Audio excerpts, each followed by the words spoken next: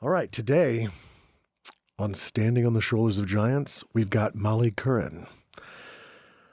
And I was like, I would wave, but I'm just going to sit here and accept that that's all right. welcome. It's on YouTube too, so it's Yeah. everywhere. Okay. Molly, you've got a pretty amazing background besides the fact that you're a poker shark, as evidenced 3 weeks ago at my place.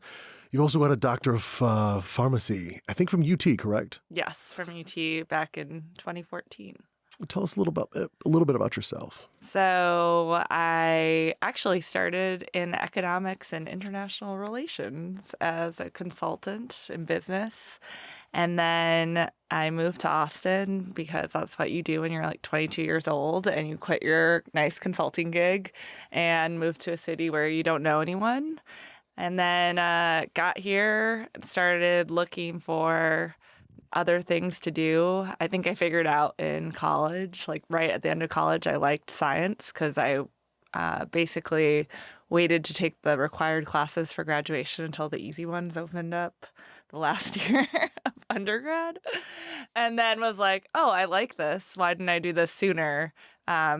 But it was not the time to ask your parents to pay for another 4 years of undergrad again. Fair.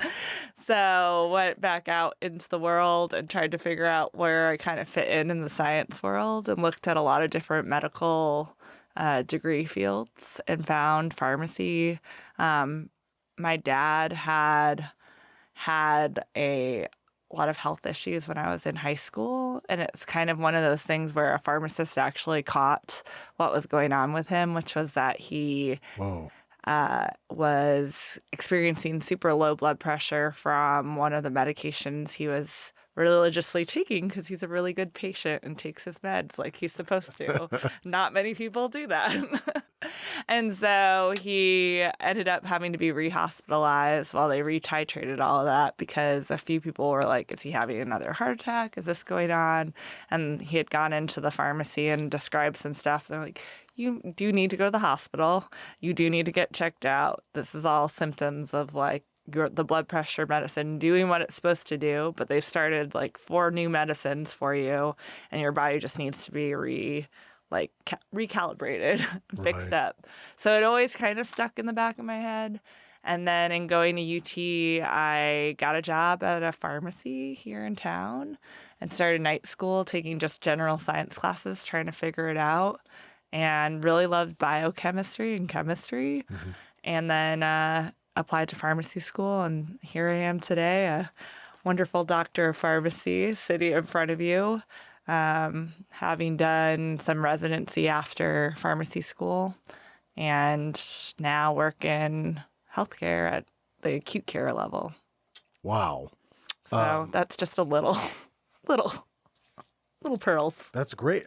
So that was your dad's health condition. Seems like it was a potential catalyst for going into pharmacy. I think it was a catalyst for like health fields in general, because I had 2 family members go through pretty major health complications at the same time. And so it was always something that I got exposed to at a young age. And I actually speak about this with students when I have students come rotate through the hospital with me, because there's a lot of things you see at the hospital that you don't see in everyday life. And I think that came up recently with the Buffalo Bills player, and they saw CPR. Like a lot of people, that's the first time they've seen CPR actually being performed in a non-Hollywood way. And like people who were at the field close enough to see it some of them were like, I was pretty traumatized by seeing all of that. And so one of the things I always remember is being like 15, 16, going to see a family member, and they had a feeding tube in, and the feeding tube fell out of their nose while I was there. And they were like, we're going to have to reinsert that. And to watch a tube that's like 3 feet long come out of your loved one's nose and then have to think like, they're going to have to stick that back up there. Like at 16, I was just like, ooh. And then I'm going to go walk out. I'm going to take a walk. Like my dad's like, it's probably time for us to take a walk so they can go ahead and do that. So it's like you see these things, and then like later in life, learning about science and then learning about various parts. Like I took anatomy and physiology and biology and biochemistry. I was like, I definitely want to do something healthcare related. And then I thought about my dad and that story of the medicines. And so I was kind of drawn to pharmacy. I think a lot of times they actually asked family members to leave the room oftentimes when either a feeding or breathing tube comes out and they're like, you don't want to be in here for this. No one wants to see this. It's a tough thing. Yeah. Okay. Yikes. It's like a lot to digest there. So just on an absolute fundamental level, most of us think about the person in the white coat at your local pharmacy who for some reason stands slightly above us. I think Seinfeld has a joke about this. I was like, and I'm super tall too. So correct. Then I'm extra above.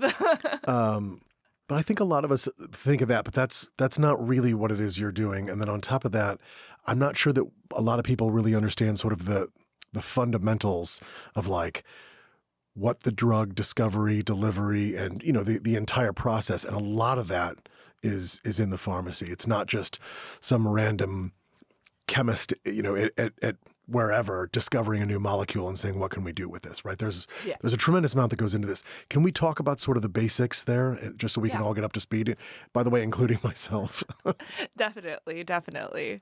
So I think it is really interesting to think about how this whole process works, because there's a few different drug targets you see. And I think we learned a lot more about it during COVID because of all of the vaccine discussions. But it's like pharmacology as a whole is the study of drugs. And then we break it down into, there's these pharmacodynamic properties that we have to understand. So that's what's the drug doing to the body. And I always think of it as like, okay, so I have this molecule that does this thing. What do I want it to do? So like you have high blood pressure. I want to lower your blood pressure. So I want to find a drug that does that. But it's not as easy as just saying like, hey, this drug, as like I saw in my dad's case, like, hey, this drug lowers your blood pressure. We're just going to start you on this and you'll be good to go. Fixed, done, And if it was that easy, I mean, I'd probably make a lot of money. Sure. Seems like they already kind of do make a lot of money, but that is true. I won't argue that point. I'd like to see some of that.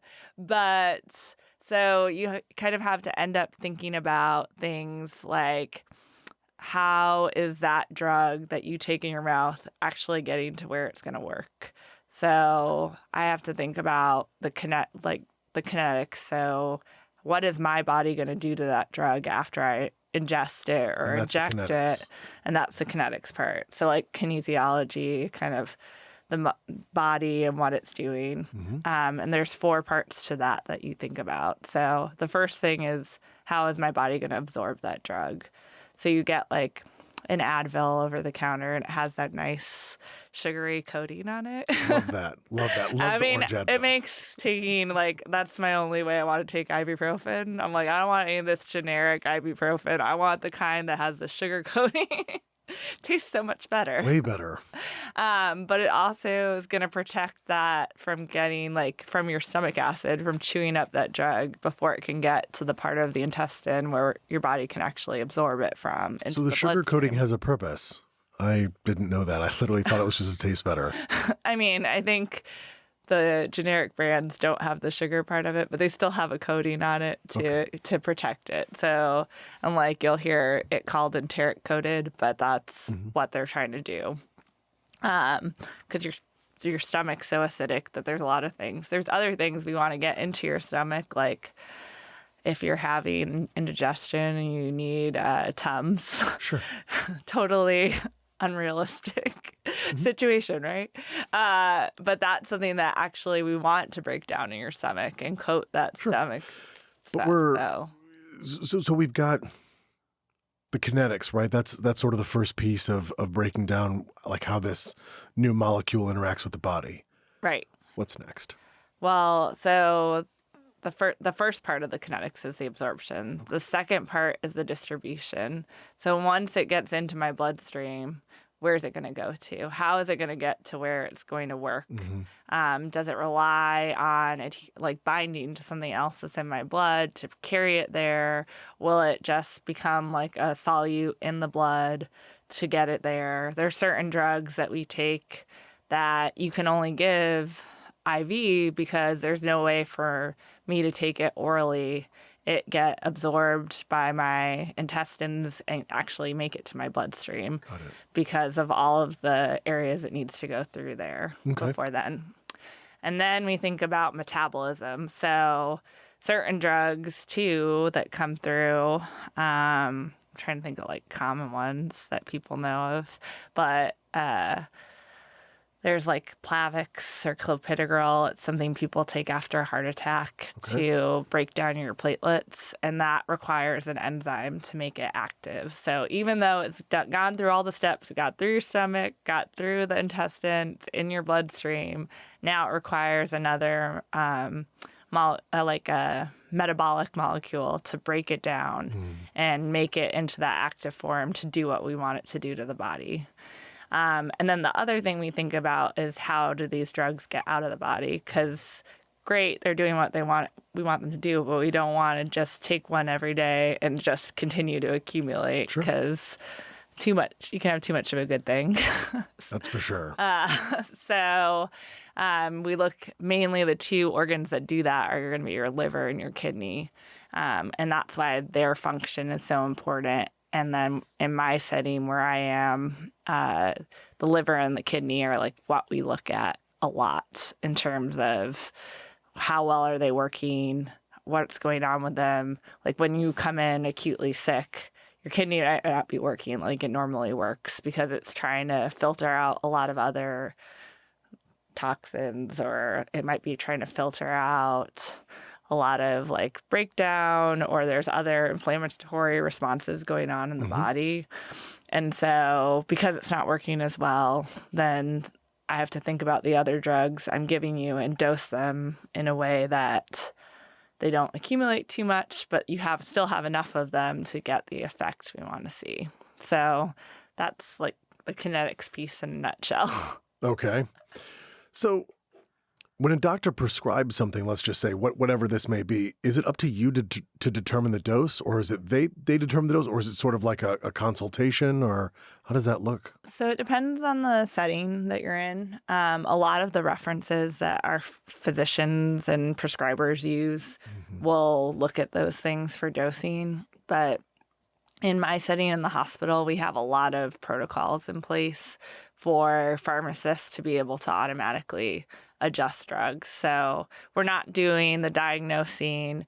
We're not necessarily picking out the agent. We might have a conversation like, hey, I saw you ordered this drug, but there might be an option that has some slightly better evidence out there, or a new drug that we really, would be a better choice for this patient given other factors. Right. But then once they've ordered it, we'll just like automatically adjust it. And every day that the patient's there, we're looking at their renal function for changes and then making adjustments accordingly. So we make sure that those bad accumulations don't happen. Sounds good. It is good. It's very good. I like to think it's very important, but like I think it's like a environment where every team member really has a strong role. And I think oftentimes people don't realize the value that a pharmacist can have in those settings until they're actually in them and work alongside them. And that's something that I don't think pharmacists as a whole do exceptionally well, is like get out there and be a good face for the department. Like I think that perception of somebody standing on the high tower, or in the retail pharmacy, or in our case, the pharmacy is always in a basement because it's like a central location in the hospital, but it's usually next to like the cafeteria, the environmental services department. A lot of times you got to take your food with drugs, right, or something like that. So that's true. I guess it makes sense. It's very convenient. They can pick up the drugs, and then they can pick up their meal, and then it all works out well. But people will think we're like the people in the basement who are just making like meaningless phone calls about things or calling to bother. But it's usually like for a good reason. And I think the more people get out of the basement and interact with the team, they're like, oh, whoa, like, you know, all of this stuff. I was like, yeah, I do. It's like, not all the time. I sometimes have to have my cell phone and look it up. I can't know every drug in the Sure. world, but One can hope. But yeah, that's We're getting there. probably a good thing. I would imagine. Actually, I won't imagine. Let's find out. Have pharmacists sort of adapted their methods with technology a bit faster than sort of the I guess other parts of the medical industry? It seems like, at least from my, again, anecdotal experience, it seems like that's probably the case. I think there's a lot of like automated electronical things that we've used and incorporated earlier. So in the hospital, we have automated drug dispensing cabinets. We're really removing ourselves from that, like the people who are literally counting Counting the the pills, pills yeah. and giving them to people. Because there's a lot more efficient ways to do that than pay somebody tons of money to like be counting by fives. I mean, we're still doing it in certain settings, but still. And then as far as like drug information indexes go, like there's a lot more of those available online and they have really great features. I think that it's interesting because our whole hospital has access to a couple really, really well referenced and like they're kept very up to date. There is something called up to date. It's not what we're using at our hospital. Yeah. But that have really good evidence and they cite literature for why they're making these recommendations. And pharmacy is probably the only department that uses that reference. So a lot of times you come and you get like this order and you're like, where did this dose come from? What's going on here? And then I'll go find the doc and they're like, oh, this is what like my Medscape article said to do. And I was like, okay, so that dosing is for, it's not usually like totally wrong dosing. That would be very scary. Our doctors are like totally off base. But sometimes it's like, oh, but that's just for like a procedure that you're doing versus this is something you want to continue on for a couple days. Like we got to decrease because we loaded you up with whatever was, you know, if it takes 5 cookies to get to a nice sugary state. And then it's like, but now I don't need to eat 5 cookies every minute. I can go down to like 1 every couple hours and probably still stay at that same kind of area. So weird analogy with cookies, but it kind of helps. I dig it. Recently, obviously, I mean, I don't want to harp on this subject because I think everybody wants to leave it in the past, but what happened with COVID-19 in pharmacies? It seems like there were some pretty radical changes sort of in place and a lot of, I mean, talk about front lines. I mean, people were literally coming in there and being like, you don't know if they have, you don't know what they have. Yeah. And they're in pretty darn close contact, mask or not, right? And you're giving them a shot. Not you, but like retail pharmacies were giving them shots, et cetera.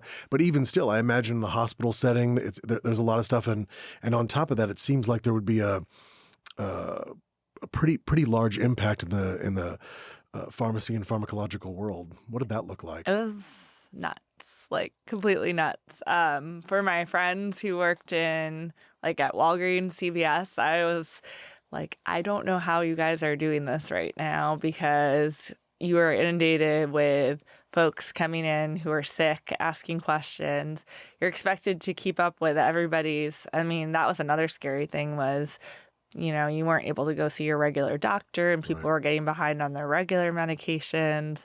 So they're trying to keep up with that and call doctors' offices and everybody's working remotely. So there was lots of phone calls. So it was like phone calls, people. And then when the vaccines came out, it was like, now I got to vaccinate you. And I'm expected to do all of this in like an 8-hour shift or you're going to cut my help. So I was just like, that is a nightmare. And when I had physicians, so I worked in the emergency department for most of the pandemic as a pharmacist, which was a very, very eye-opening experience. But whenever the physicians there were trying to call a pharmacy to like see if they had Paxlovid or one of the COVID drugs, it was like they'd be on hold forever and getting super frustrated. I was like, well, they're probably trying to like vaccinate like 10 people. There's probably like 3 other doctors on holds. Like, just have a little patience, or tell me which pharmacy you're trying to reach and I'll see if I know someone who's there and I'll just text them and ask them the question. Did you ever have patients being like, I want the ivermectin or the hydroxychloroquine, like the other stuff? We had patients who'd be in the ICU and their family members were insistent that this is what was going to cure them. It was interesting when they were talking about hydroxychloroquine before all the evidence came out that pretty much debunked its use. We were at the hospital, we're supplied with like government stores of this. So we had like thousands upon thousands of hydroxychloroquine tablets sitting in a room. We had a COVID room of meds like those. We had a whole bunch of inhalers. We had like, we didn't ever stockpile ivermectin because that data was like the amount of ivermectin you had to take to inhibit the viral load was pretty much toxic. And so when you actually like dig into the literature behind it, and so people thought maybe you can get a small dose, but it's like you're never going to get to the amount of drug to that virus that would actually inhibit the. So it may have had an effect, but it was irrelevant because you'd have to load yourself up to an almost ridiculous level. Okay, right. And then there's a bunch of other drugs that have come out. It was really unique because like as drug experts, well, we're the people who've like spent all of this time studying drugs, and here you go in like 6 months we're going to introduce like 6 new drugs with all these new mechanisms of action that like had never really existed before, or had like the mRNA technology had been something that had been talked about for a while, but the idea of and the practicality of it, which is something I always talk to friends about during with like vaccine hesitancy with mRNA, was like, this technology isn't like brand new. Like there's no way, the speed at which this was developed, nobody had the idea of it. But that cold storage portion, like how are they ever going to mass like produce a vaccine that had to be stored in like these crazy negative temperature? Like we had to buy a special freezer at the hospital too. And then we became the depot for the vaccine. And then you had to figure out how to pull out vials and apparently the way it was shipped, like when you broke the seal on 1, it was breaking the seal on 5. I think something like that. At least that's what the guy at CVS told me. Well, once you break the seal on the vial, yes, you have to use all the doses that are in that vial. Okay. And so that became a thing. So when we got our first doses of that, we were having like vaccination because they mandated everyone who worked at the hospital had to get vaccinated. I think that was most healthcare workers. Yeah, most systems, and there were very few exceptions at that time. And so we were holding these mass clinics, and then you had like extra doses, and then it was like, well, we can't get rid of these. Like at that time, it was when it really wasn't readily available, I think that December. So then people are like calling random people and being like, do you want a dose of vaccine? Because we don't want to be that healthcare system that wasted doses of this. Of course. And what actually ended up happening, and it was kind of interesting, was that Austin EMS and some of our emergency medical services actually weren't in the first groups who, when they were distributing vaccine. The ambulance drivers. Okay. And so we would call them in and we would have them come through, and we ended up vaccinating. So I was part of the... Yeah, paramedics. Yeah. I mean, I would probably do paramedics, cops, firefighters, et cetera. Well, I don't know. Good thing I'm not in charge of this, but whatever. It's like, it's good for all of us at the hospital to have this because we're coming in contact, but they seem like they really need to. And when we found that out, and it was I think it was within a week, they were all had it available Good. to them as well.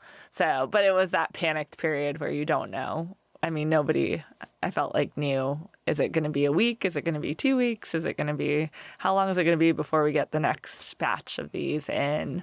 And in working in the emergency department and seeing what those paramedics were seeing daily, it was like, how can they not be? There's in this small metal van with somebody breathing COVID on them, like, and yes, they have all the equipment, but, and then it always felt like you're in some kind of sci-fi thing because everybody has respirators on and they're trying to ask you for things and you're like, I don't know what you're saying. And so then I'd bring like 6 different items because I was like, it was one of these 6 things, I'm pretty sure you said. And then they'd be like, no, it's none of these. It was this. They were in full, like, I don't know what it's called, hazmat gear, whatever you would call it for, like, you know, I think of that movie Outbreak where they're in those plastic suits, like in the level.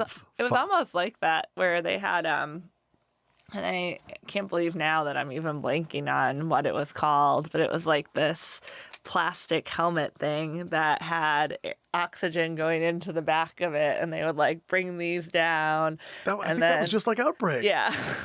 And then they were wearing like a whole white gear jacket. And so I don't know. And I'd be like, oh, I have my reusable N95 mask that I just had to keep in a paper bag because it got assigned. Seems like you were fine. Yes. I actually have not ever had COVID as of yet. Wow. So I might be one of those for you. people with an immune system that just doesn't let you get it. I don't know. Or I might get it tomorrow because I just said this. You never know these days. Are there differences? Maybe this is a silly question because I'm not sure if everybody has access to these, but I know there are differences between sort of the Pfizer versus Moderna. Are there differences between the other ones that were developed? I think there was a Chinese one, Sinovac, and something else somewhere else. So, and AstraZeneca had one as well. And I think Johnson & Johnson at one point had one. They did. But they may have pulled it. They did. It was always made fun of because of the not made fun of, but it was the one shot, which was really nice. But then there was a risk of thromboembolism, and we were seeing higher rates of like heart attack post-administration or developments of blood clots after it was given, especially Sounds in like younger heart attack people. or stroke. Yeah. Not good. Not good. So, and all of these all got just emergency use authorization, which goes back to the whole trials, although they were tested on lots and lots of people before they were, obviously at this point, we kind of know more about that process, but. I think it'll be interesting to see, like, if there are any sort of lasting issues or whatever going 10 years from now. It's just going to be honestly interesting to see. Yeah. Okay. Potency and efficacy. So. What? I guess that's just the question. What? You hear these sort of you hear these terms thrown around when it comes to drugs, potency and efficacy. I have no idea what either one of those two mean. Okay. Help a brother out here.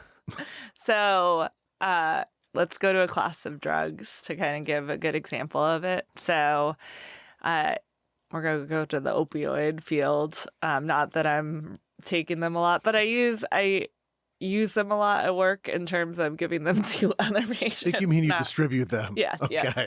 I distribute to other people to administer to patients for their use.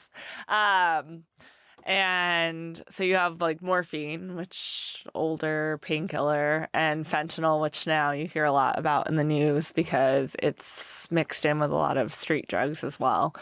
So both of them are going to work on your opioid receptors. Both of them are going to, like, from an efficacy standpoint, treat pain and help you out there. But from a potency standpoint, I need way less fentanyl to treat that pain. Like fentanyl will be measured in like microgram dosing versus that morphine where I'm going to have to give you milligrams. So 1,000-fold difference in the amount of drug I got to give to you to get that same pain effect. And that happens in all sorts of classes of medication where something can be way more potent and then, but equally efficacious. So it takes a lot less of it to get you to the place you want to be. pain, not necessarily totally pain free, but a lot more comfortable. Sure. And then there's like therapeutic indexes. So with things that are more potent are like index between like, go back to cookies. I love cookies. I really love cookies. See, these are good analogies.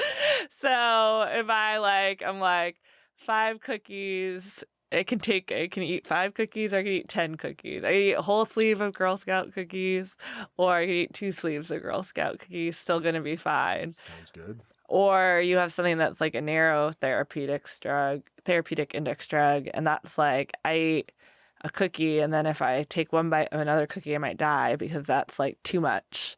So a lot of potent drugs have like a very narrow window. So I have to be a lot more careful in dosing those drugs than other things. And so that's something else that pharmacists can or have been involved with is like monitoring of those super, like we have a really small window that we have to hit to make sure we're like getting the effect we want without pushing you to a place we don't want to push you to.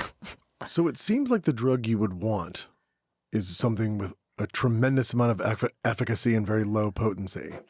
Like, it's a generic statement. Yeah, or it could be efficacious. It could be fairly potent, but have like a lot. Like you want something that doesn't affect other parts of the body, or like you want it to be able to get its job done, like slip in wherever it needs to get to do Right. its area of action without causing many effects on the rest of the body. Are there examples of the opposite? So something that's extraordinarily potent and very low efficacy? And if so, why would one take that? I can't think of one off the top of my head. Okay, that's good. I guess that's good, right? I was like, there probably is something out there that's like that, but it would probably be something for like something unbelievably specific. Yeah. And like, it's like you don't really have a choice. This is it type of deal. Yeah. I'm going to have to just curious. Think about that one. Just curious. I like doing I'll polar ponder opposites. on that. Yeah. I like doing polar opposites just to see where we go.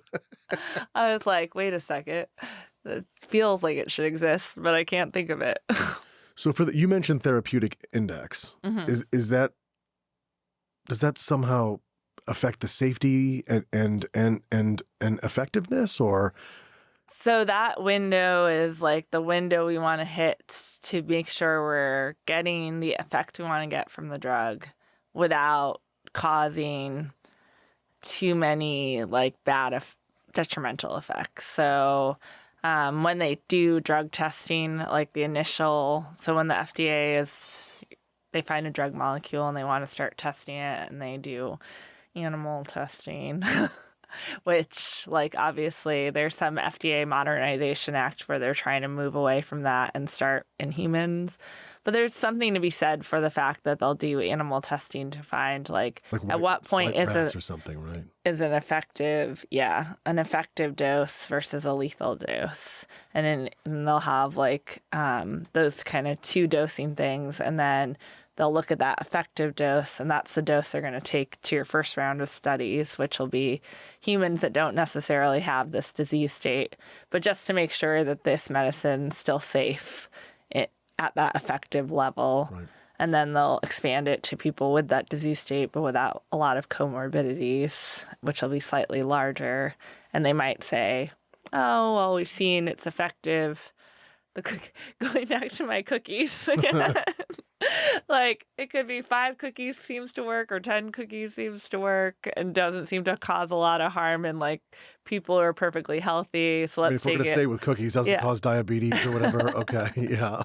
All of the people who participated in this trial got diabetes. I mean, with your cookies, clearly. Okay. There's another word. Another drug word. There is. Affinity. We hear this one tossed around quite a bit. How does that relate to the other two, sort of efficacy and potency? So affinity is kind of as a different kind of concept as far as those three play together. So affinity is usually refers to drugs that have specific binding sites So that this they is need to go. pharmacodynamics. So this is pharmacodynamics. Okay.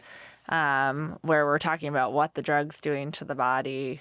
And we have various types of drugs that do different things, but there's some that are really particularly designed to bind to an enzyme. And so some perfectly match. Like when people talked about COVID, they were designed to find that spike protein and like bind and adhere and mimic that and facilitate copies. So then your body could, the immune response to your body could find that spike protein and locate it no matter where it was and then stimulate that immune response so you wouldn't get COVID.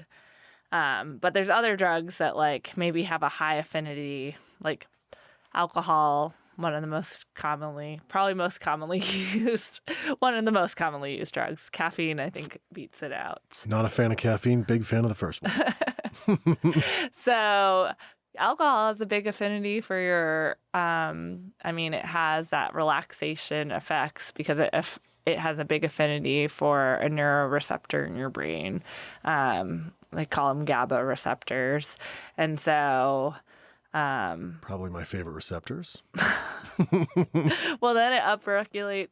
So as you get more exposure to that, your body like tries to make up for that. It's like, I'm not going to get, this is where you develop tolerance. So I was joking. I couldn't name another receptor, so. I have another one, an NDMA. Sounds less interesting than the GABA receptors. So that's kind of your like stimulant receptor. Okay, maybe I was wrong. You're like, wait a second, I don't know which one's my favorite now. And alcohol is an interesting drug because it's like actually probably of illicit drugs, one of the most, not illicit, but abused drugs. Sure. It's probably one of the most deadly for people to have. We talk about opioids all the time. Definitely not a safe drug to be dabbling in.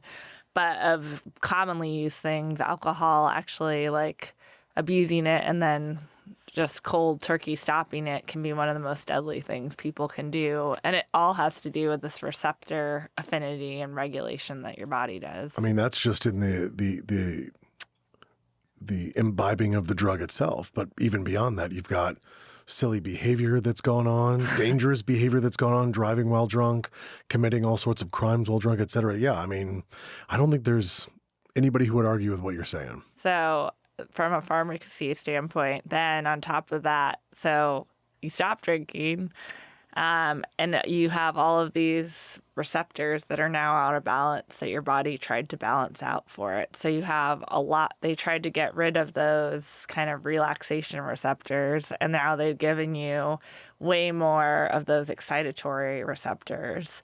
So you don't have that even balance. And so when people stop drinking, you hear about like delirium tremens and seeing pink elephants and hallucinating when you go cold turkey or having seizures. And it's because you have so many of these stimulatory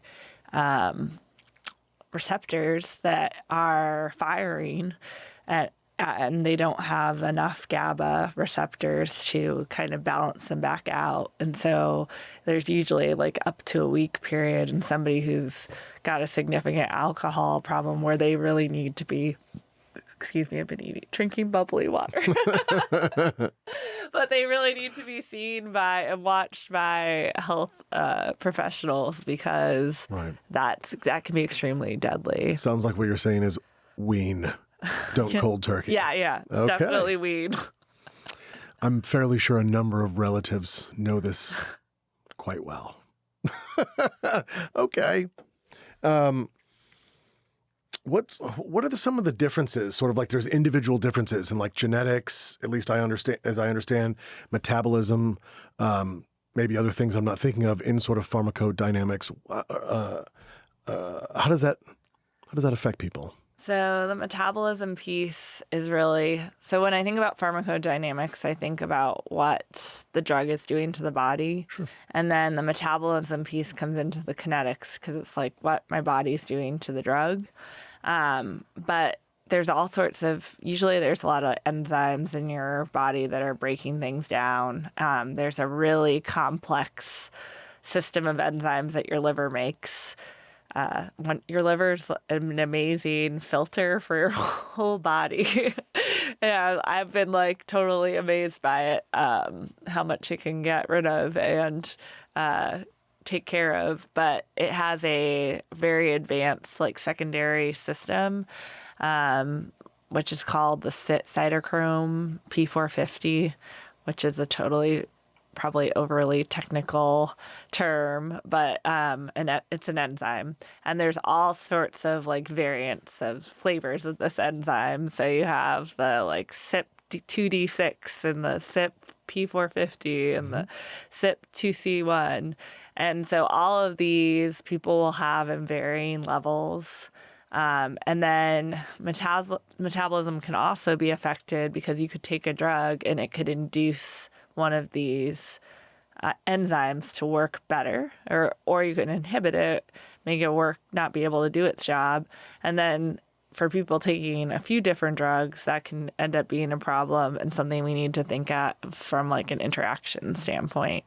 And then just from a personalized medicine standpoint, because everybody's body is going to have varying levels of these drugs, there's certain drugs that may not work for you if you don't have this particular, it's not so much in the liver, but some of the like immunotherapy and new oncology drugs. And this is not a field that I like have super expertise in, but I also think is amazing and interesting, is that they'll look for certain mutations that you have in your genes. And so if you have like a certain type of mutation, I think it's like they call it JAK2 mutation for lung cancer patients, it makes you a candidate for this particular therapy because it acts on that particular mutation.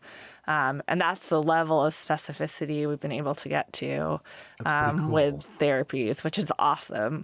I mean, it's unfortunate when you have these really specific therapies and you don't have that mutation, because then you're like, well, I guess that one's off the table. But it's really cool that science is moving in that direction. And that's something that they've actually said about mRNA vaccines, is there's some technology that in being able to isolate that part of RNA, they might be able to do that for cancer cells and like personalized treatment that targets certain areas, like certain RNA streams of cancer cells, and would allow more targeted therapy so you don't get like the major adverse effects that you can see with a lot of the chemotherapies that are just targeting every cell that rapidly divides in your body. Wow. I mean, this is one of my favorite topics, personalized medicine. I love this, that the science is just moving, even at all that it's moving. That's amazing. Do you have particular research projects that you're involved in right now? I don't know if you're able to discuss those, but like maybe we could talk generic terms. Pun intended, since I'm talking to a pharmacist. Well played. Horrible. I liked it, but I'm a pharmacist, so I should. So from a like drug, kind of the large, I guess, drug discovery phase standpoint, I'm not as involved in that type of research.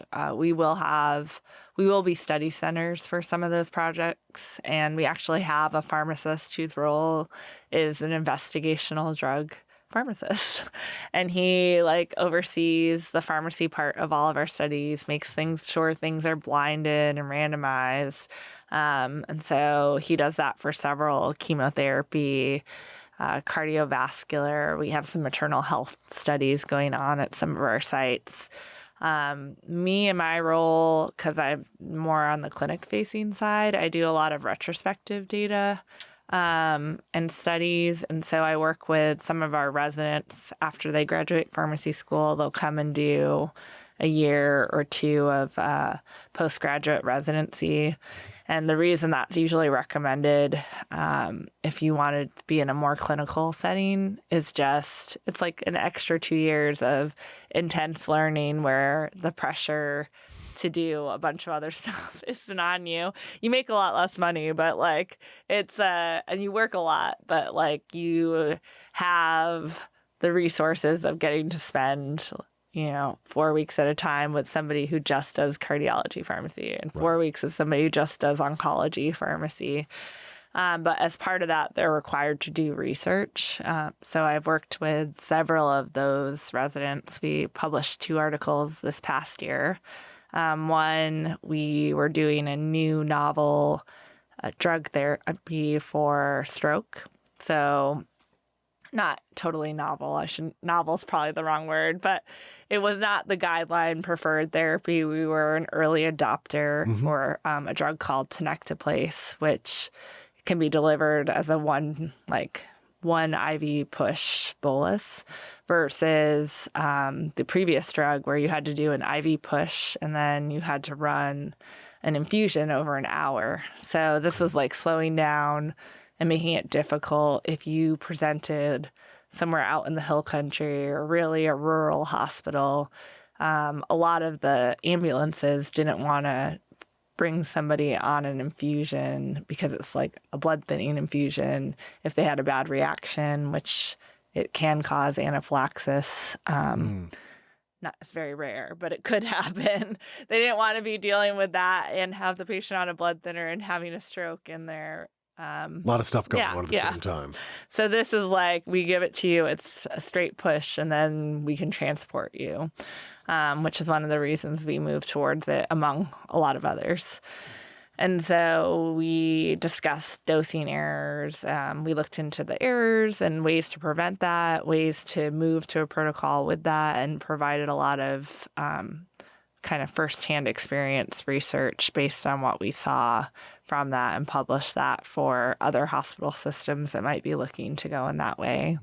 And then we did another study, another resident, about like various sedation strategies in people who are paralyzed, which is totally different topic. But I've always been interested in my training and backgrounds in emergency medicine, critical care. So like the ICU is where I feel most at home. I don't know what that says about me. You're talking about basically putting people under who are paralyzed, or disabled in some fashion. So one of the treatments they have, and we did this a lot in COVID, for people who are having trouble like keeping their oxygen saturation up, was, and I only know this at a very probably basic level from the point of a treatment perspective, but if they were failing to saturate, one of the ways that we can maintain O2 sats is you'll intubate and put somebody on a ventilator, where we can control their respiratory rate, so we can get you breathing off CO2. They can provide positive pressure, so they'll keep your alveoli open, so you have more space to get oxygen in. It seems like doing this in the long term is not a good thing, though. No, not the best. You usually have to have a lot of recovery and therapy afterwards. So for patients who are not on that conventional ventilation, still having trouble because their body's just naturally fighting those settings, will paralyze them for temporary periods of time, to help their body just comply with those settings that are going to make sure we're maximizing their oxygenation. But obviously, if you're completely paralyzed, I don't know about you, but I wouldn't want to remember that experience at all. Nope, that would suck. So we looked at the different types of sedatives that you can use to make sure that you're achieving deep sedation. And then after extubation, like how quickly can you get a tube out of somebody depending on which sedative you used, because of the way they're metabolized. Our hypothesis was like one would be preferred over the other. Because you'd be able to get it out of the system quicker once the person's ready to come off the vent. Because, again, like a sedative's going to drive that like respiratory depression and make it harder to breathe. And so we didn't want them to have lingering effects from that. So we decided to look into that question. I don't think we had enough patients to really find an answer, but it was an interesting study. I love that people like you are in this field, and I'm really glad that I'm not. I'm just going to be honest there. That's fine. I don't know how you can deal with this stuff on a day-to-day basis. It's tough. Have you ever had some tough days? I mean, I'm sure that's a silly question. I'm sure the answer is yes. What does that look like? I think so. There's been a lot of tough days that are different. I think Does one stick out? I mean, I think like when COVID hit, the first patient we had to intubate, and then he was in his 40s. Like that was a rough day because nobody really knew what was going on, and we were trying to like deal with this containment that nobody knew how contained it needed to be, and then you're not used to like having a closed door and people are trying to scream through the door, and like it's just kind of all chaotic. But when I was a resident in training, I worked at a trauma hospital, and I think like those days were some of the hardest days because you'd work in the emergency department, and we were part of the response team for any of the major traumas that came in, and we were also pediatric trauma center. So those are the cases that are like the ones that I remember that stick out probably the most.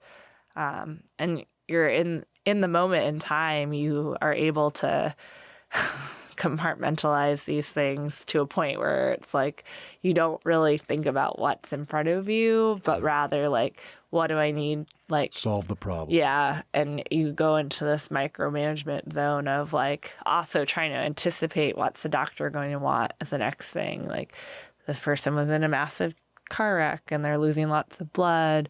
Till the blood gets here, we need fluids to keep their pressures up, and like trying to be one step ahead so you kind of can take that off their plate in that situation so they can focus on the other things, which was a skill that was, I remember my first day as a pharmacy student being in that situation, and my preceptor, wonderful man, he was like, can you make this vasopressor, which is one of those an IV to like help increase their blood pressure, because his blood pressure was just tanking because he was bleeding from somewhere.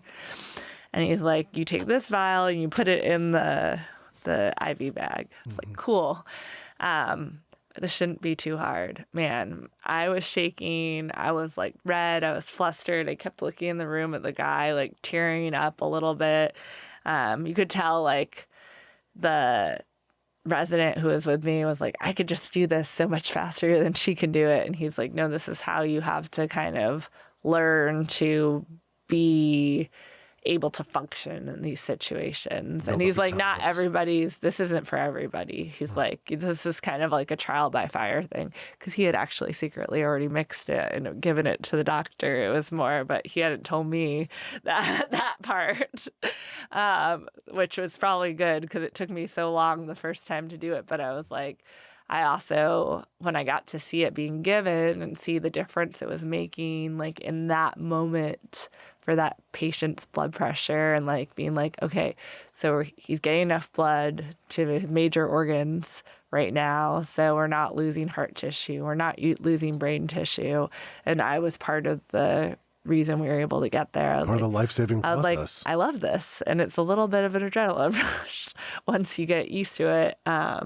Even though it can be extremely sad though. I'm sure of that. Yeah. Still don't understand how you guys do that. I'm not sure I could handle that. I remember being at any number of the places that I've worked, and something, a server went offline and, we're losing a ton of revenue, blah, blah, blah. It's just like, it's just so insignificant. Well, and that's where it's in funny comparison. Now, Even though you feel pressure, it's just like it's not even close. It's a different kind of pressure. It's not even. You wouldn't even call it pressure. You can't compare them. No, there's no way. You can't. But the thing now is like in working in healthcare that's kind of frustrating, and I think you see this coming out in the news more, is you have your frontline workers who are seeing this, dealing with this, having to cope with all of these things, and then you have the bottom line dollar that the hospital system's making. Not that it makes a difference there, but it has made a difference in wages and hours and conditions. And like there is the jokes, and I will say definitely participated in the jokes about like, oh, we're getting pizza for all of our hard work, good job. like okay, they like intubated 4 people on this floor today, you're gonna give all these nurses pizza, thanks. I mean, it wasn't not appreciated, but it was just kind of like, why don't you come down here and like help us instead? Or they gave us a little packet of like, you're a star, and it was like a starburst, but it was literally a starburst. Sugar and pizza can cure a lot of things. I'm not in medicine. I'm just saying. It's also a miracle we don't all have diabetes. Zero question there. We were talking a little bit earlier about sort of the different copies of genes and various things like that. Has there been some gene editing work going on in pharmacology and whatnot? How has gene editing and the like affected your field? So for me personally, I haven't seen that technology really. Okay. In my day-to-day work, because a lot of the stuff that's probably where they're looking at that is, there could be something out there that I don't know of, but I think a lot of it is probably still in exploratory kind of laboratory phases in terms of trying to figure out, and I think this will go back to personalized medicine. We'll be trying to figure out like, how can I look at this genome sequence and like maybe insert something in there that causes this not to replicate in a certain way, and I think they're at the point where they're trying to figure that kind of stuff out. Like, what can we do with what we found it exists? So it'll be exciting to see what happens in that area. There are some there's a drug, and I want to say it's used in prostate cancer, but I'm not 100% on that, so don't quote me on it. But they do take like somebody's blood and they spin it and they take certain components of it, and then they put the drug in with those components and they infuse it back in to your system, which is kind of interesting and probably getting closer to some of the possibilities that you could see with like gene editing and some of the stem cell research as well for therapies. But that'll probably be handled more by physicians in those fields, where they'll give those therapies without as much pharmacy interaction, which is also an interesting thing. It's like the OR. The OR to me is this place, I don't know what happens there. I give them a lot of drugs, and then I don't know where they're giving them. Okay, so we touched a little bit earlier on some of the opioid crisis. What does this look like from your perspective? I mean, is it the doctors prescribing this that's like an actual issue? Is it the pharmacists doling it out? Is it going out of the back of these factories? What the hell's going on here? So there's a lot of things that fed into and fueled this. The first was the physician prescribing, and this came about probably like the late 2000s, early 2010s, maybe even a little earlier in the 2000s, but they started calling pain the 5th vital sign. And so you had to treat your patient's vital signs, and pain's one of those. So you need to make sure your patient's satisfied from a pain perspective. Isn't that a little weird? It's totally weird. Like when you hear someone say that now, you're like, no, it's not a vital sign. Like, I mean, if you're experiencing pain, it's literally a side effect of something else. I mean, am I saying that wrong? It seems like that's what it is. Why would you treat the pain and not the thing that's causing the pain? Well, you treat both, right? But you're like assessing the patient's pain throughout their stay. But the problem is then you're going to start to build tolerance to these pain agents, or you build the expectation. And in some of these syndromes where you might have chronic pain, Right. you're never going to be pain-free. You're always going to have some semblance of probably pain, unfortunately.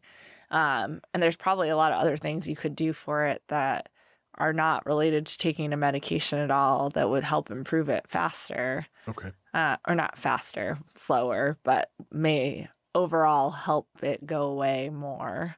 And so it just becomes this thing where they become more tolerant to it, and then the dosing just gets higher, and then the expectations given that I'm going to be pain-free all the time. Even the surveys that like hospitals were asking patients after they left, asked like, how well did you feel your pain was addressed during your stay?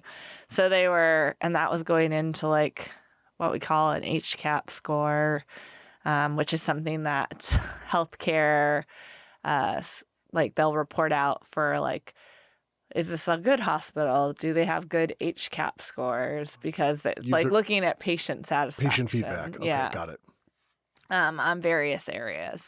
And I think all of a sudden people realize this is where we're heading with this. So that whole concept kind of got scaled back and now is pretty much not a standard of practice. There's a lot of things with pain and assessment that are still, but we're not calling it the fifth vital sign anymore.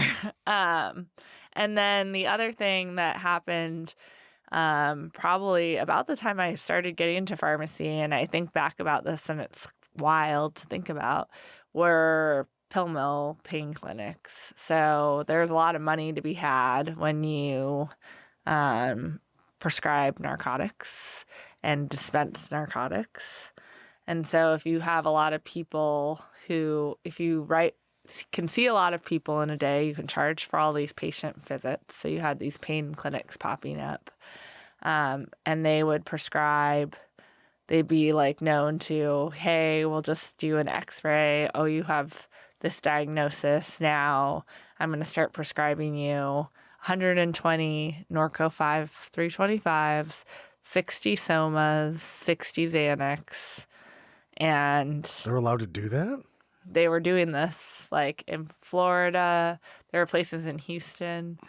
When I was working, there were certain doctors we would refuse to. So pharmacy kind of became a part of this because there were pharmacies that were pill mills. And the pill mill term came from pharmacies who just were like, hey, this is a prescription. I'm not going to ask questions. Here's all here's all these pain medications.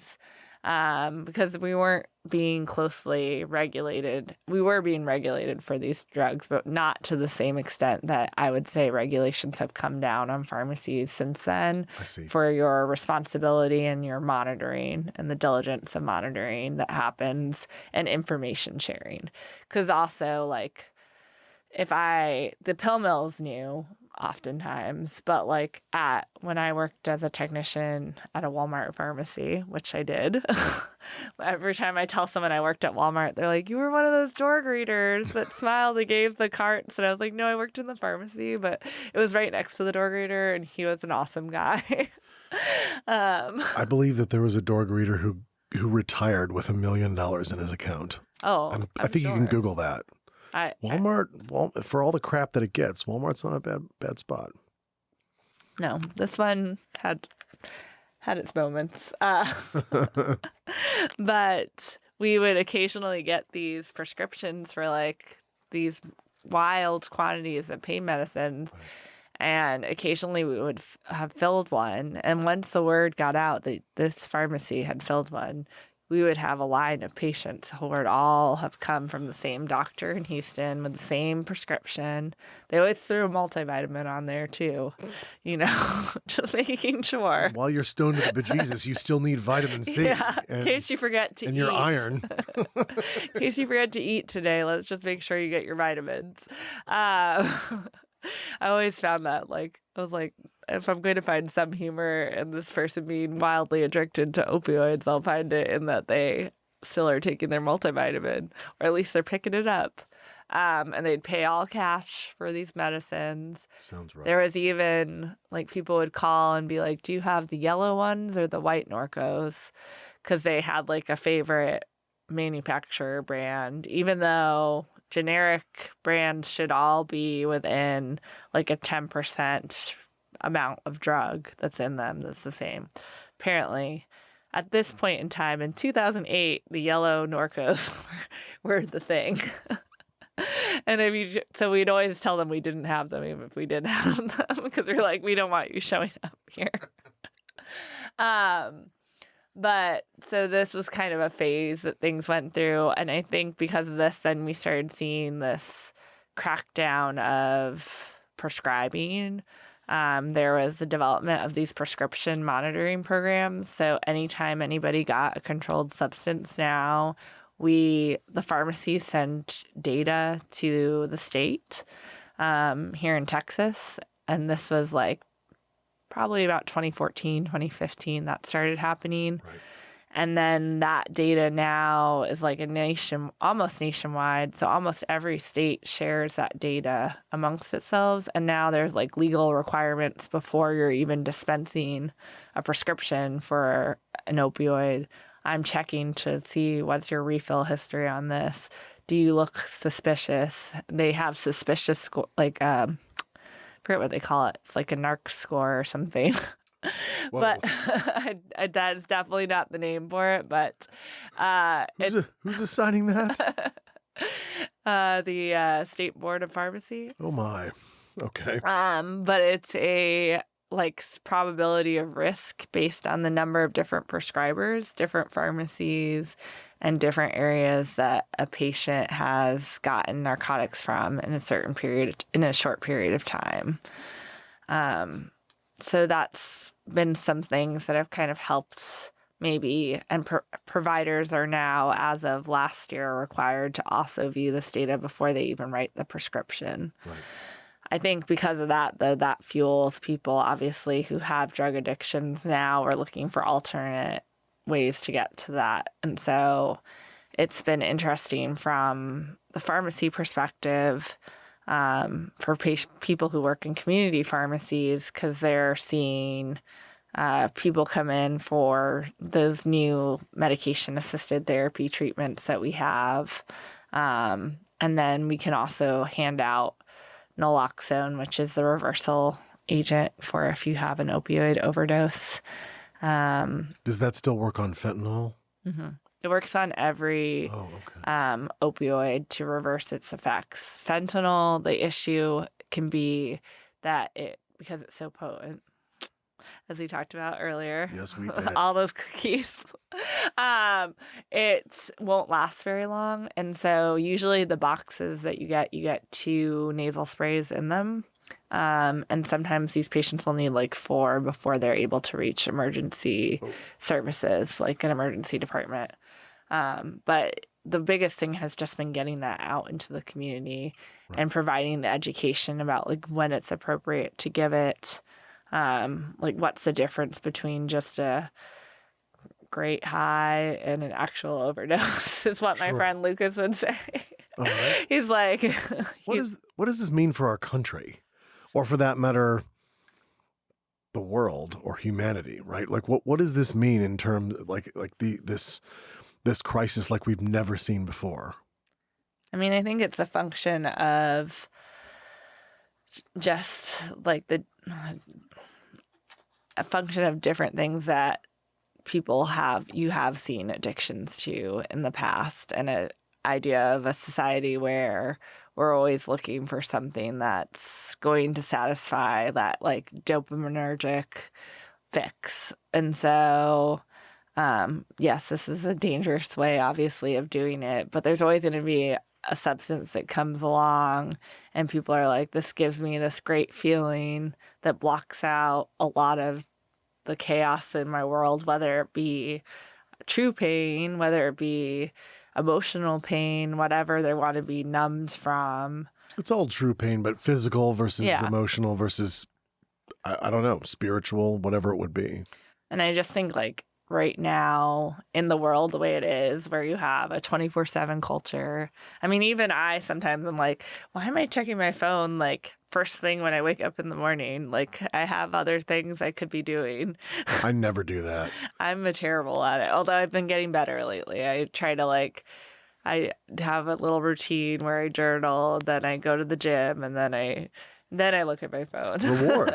You did your things, then reward. I'm a big fan of the sort of the workout in the morning and a little walk. Yeah. Get the dog out there, no sunglasses so I can get the morning sun, etc. But And absolutely do not touch the phone.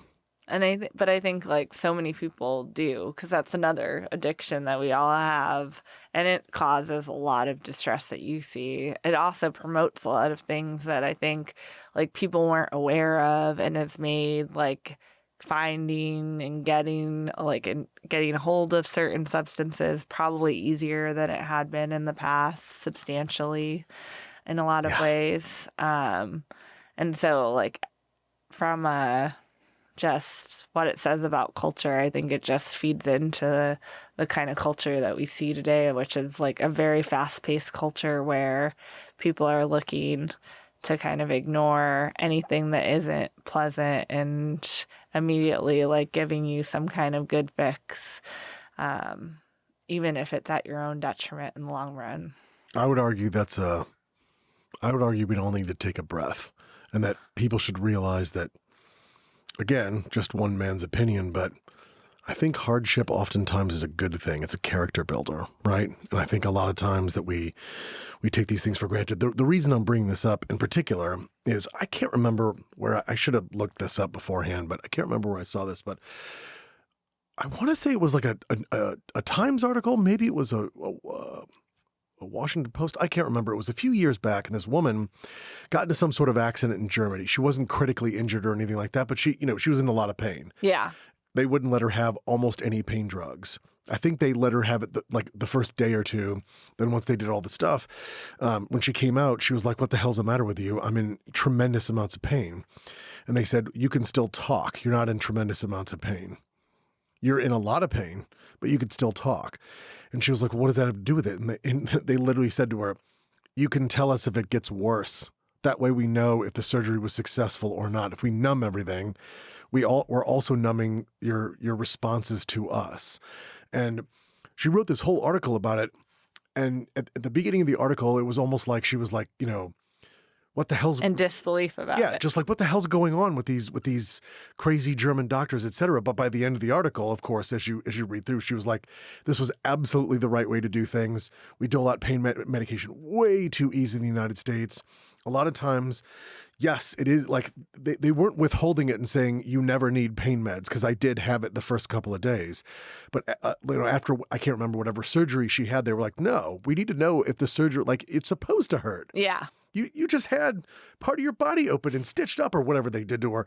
They're like, it's supposed to hurt. If you can't talk, we know how bad it is. You will get pain meds. You're able to talk. And when you wake up tomorrow, you're still going to be in pain, but you're going to be in less pain unless we didn't do something right. In which case, you can tell us, but Yeah. you won't know that if... Anyway, that always sort of stuck with me. Does that make sense? It does. And I think that's one other thing that we also fail to appreciate a lot is, like, non-pharmacological things that we can do to help treat pain. So myself, I had a major surgery. So I had a craniotomy Ouch. like 4 years ago. You can imagine 50 staples, not stitches. They can't stitch up a skull. Yikes. That would be very interesting.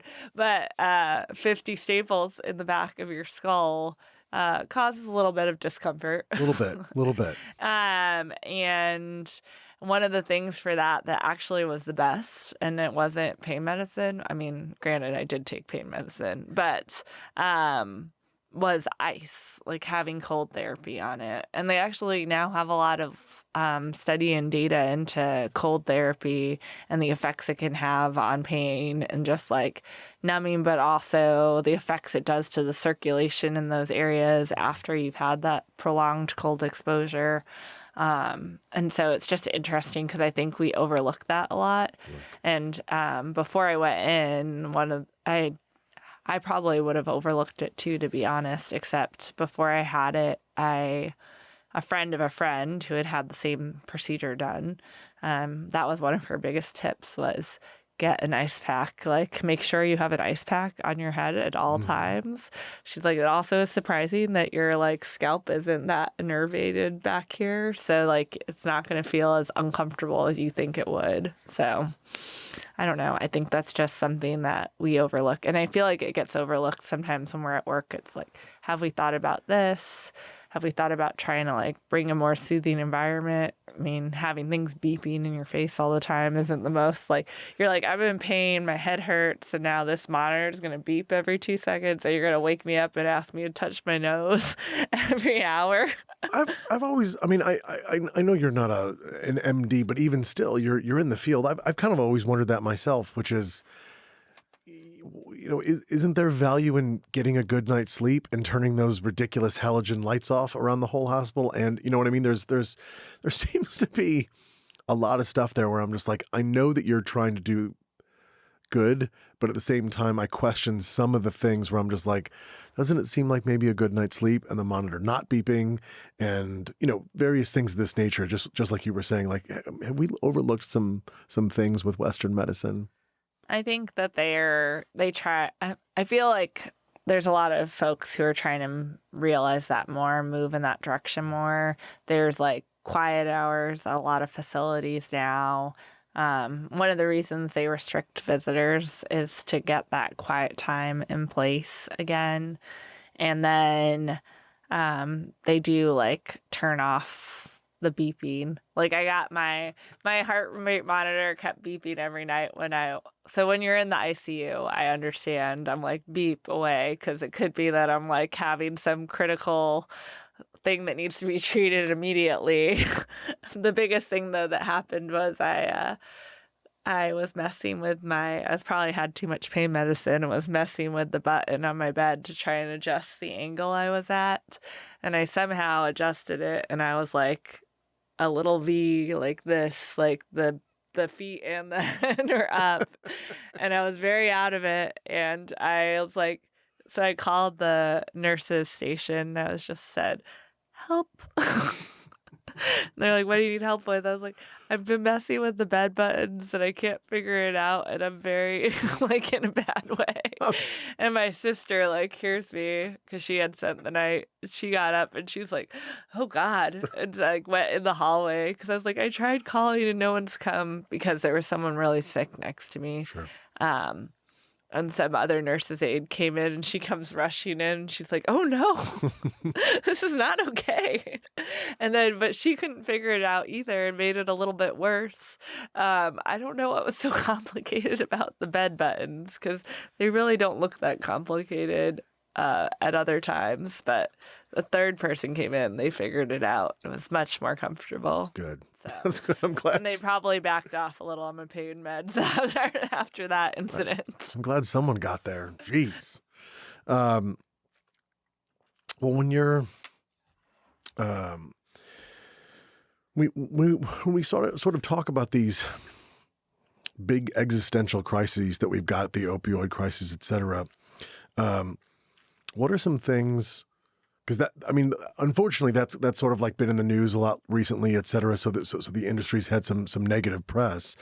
What are some things that are sort of on the other end of the spectrum? What are some interesting things that are coming, or interesting breakouts in your field that the rest of us don't know about?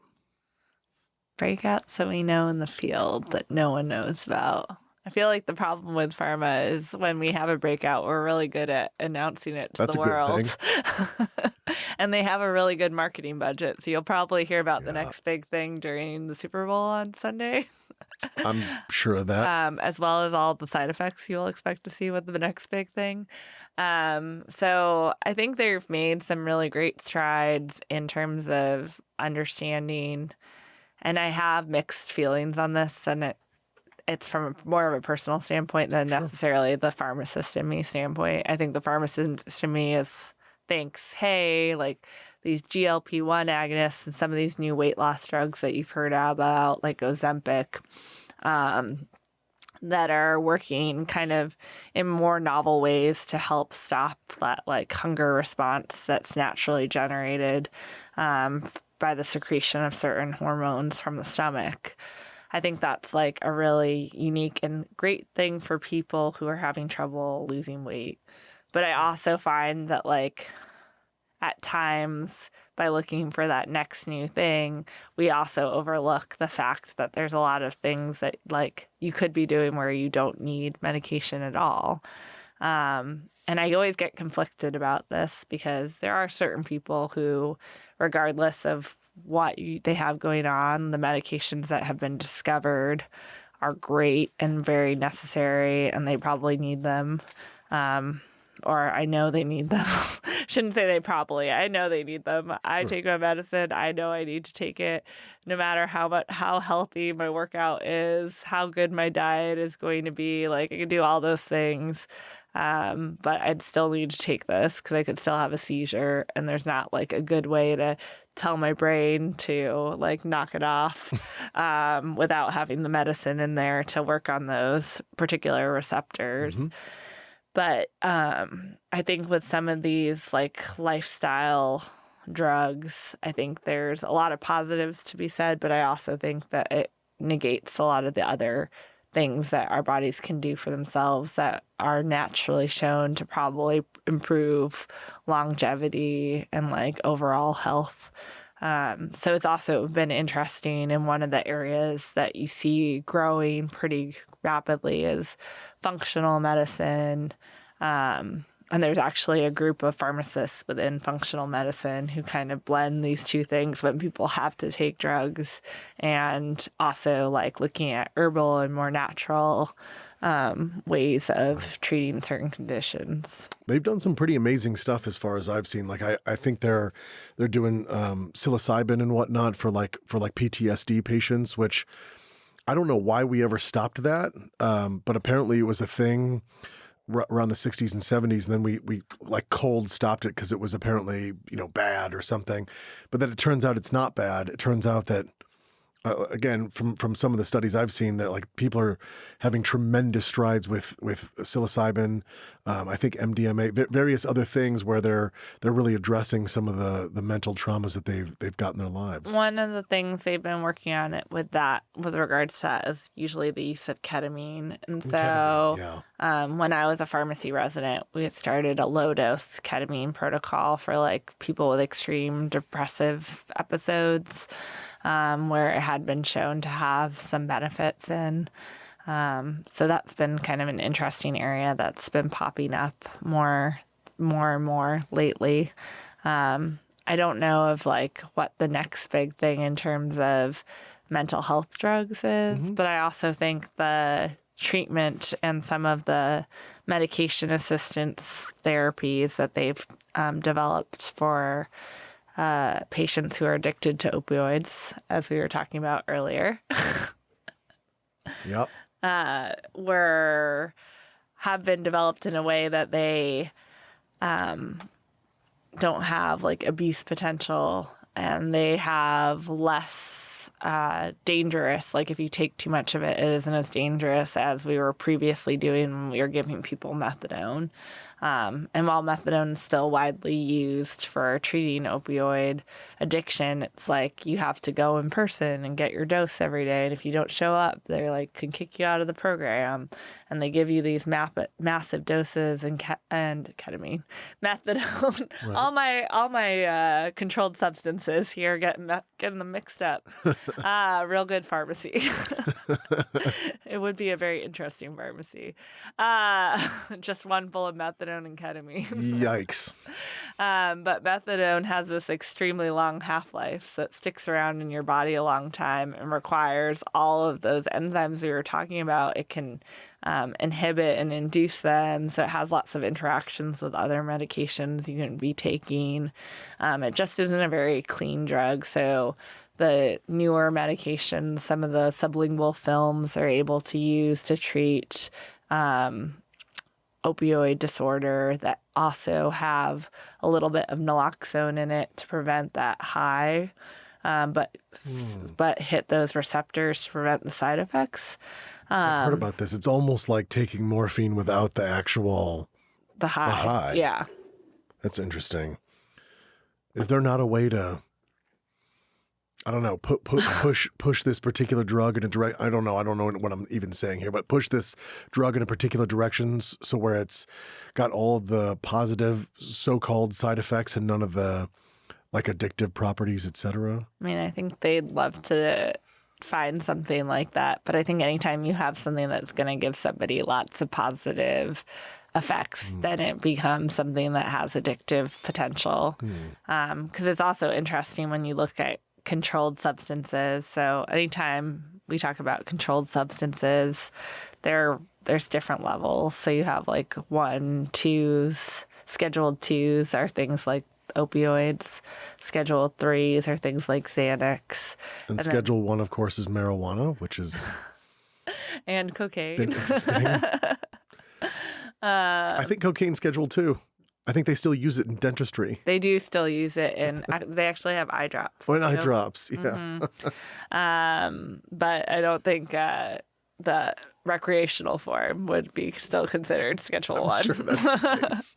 But there's like some seizure medicines that are considered controlled substances. And when you ask the drug reps about, because I'll grill them when they come in to tell you about the next new drug, because you want to know, like, it's great to look at this study that tells you, hey, this drug does this and it worked really well. And, you know, like it was 10% better than this other drug. Well, how many people did you look at it with it? And what kind of comorbidities? And what did you design this study to actually do?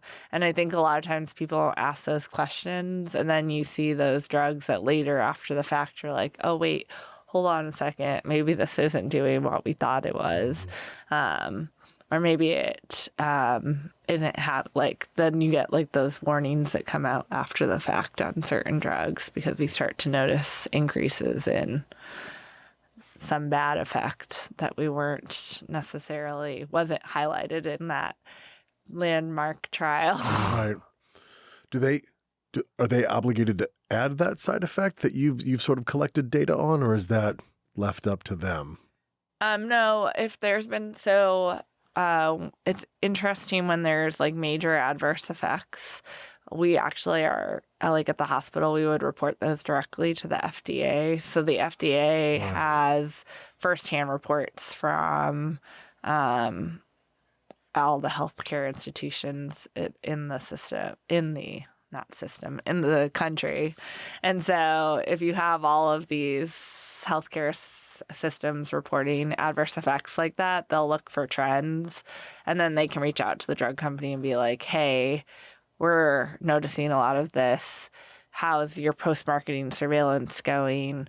And because a lot of times, even after approval, they're still following up on those original trials. As I understand it, the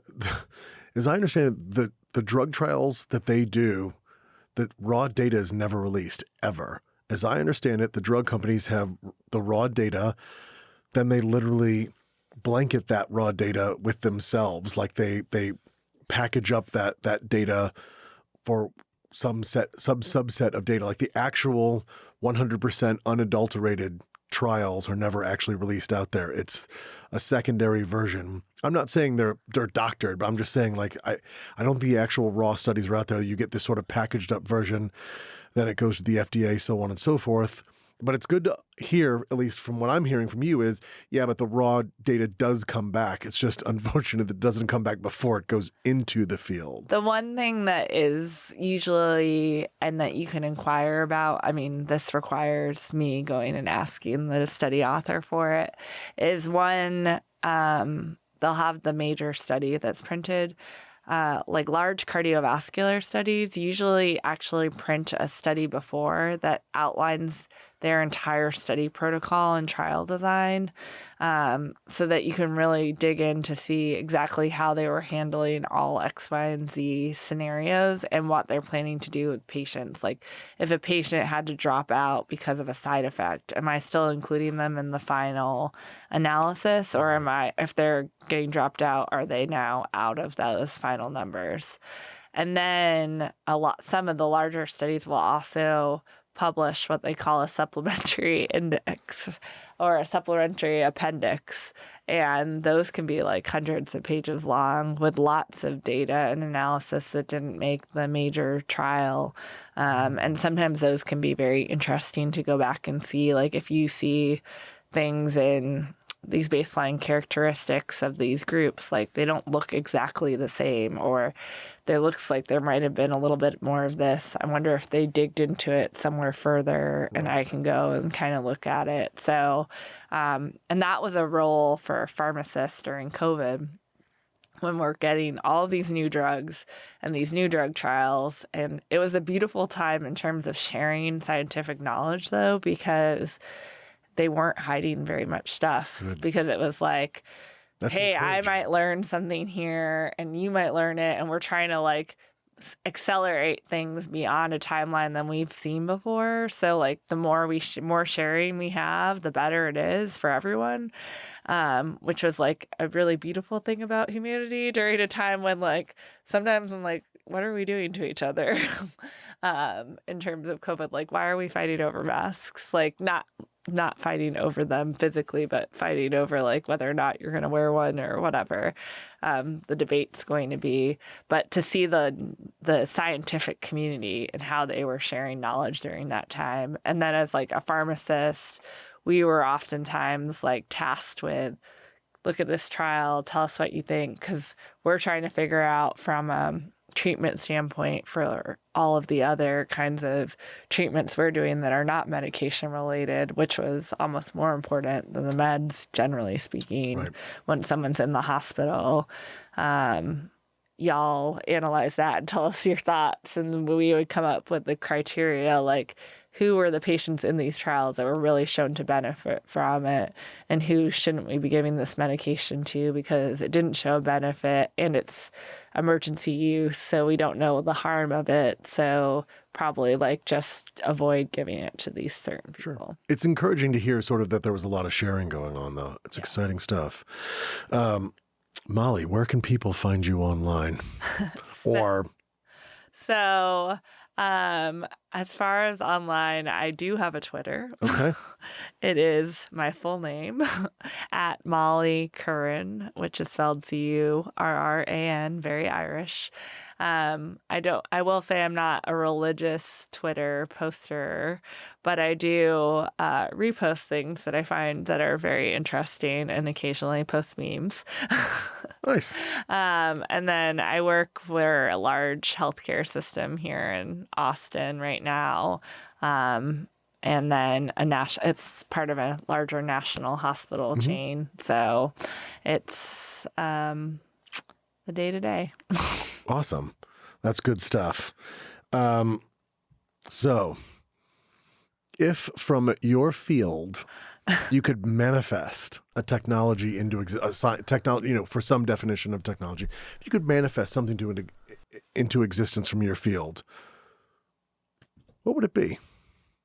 I think a drug delivery system that was like, I'm going to say cookie. Like, So we where could you just could eat cookies as drugs? so you could just have like all of your, so let's say you take like 4 or 5 medicines. Right. Have some kind of drug delivery system where I could put them all into one thing. They're all baked into the chocolate chips and the cookie. No, but they're like all kind of, it usually would be a liquid, like some type of liquid where I'd get all of those drugs and it's like I only have to drink maybe 2 or 3 sips of something and it tastes good. And it's something people have been working on, trying to figure out. I have a friend who does some work in pharmaceuticals, and she was talking about it, but the closest they've ever gotten is like you would have to drink 3 gallons in the morning to take your drugs in the morning and 3 gallons in the evening. She's like, it's just not, like, we haven't gotten to the point where it's feasible. But if you could get a delivery system where you could deliver multiple drugs in some kind of tasty, I guarantee compliance would be so much better.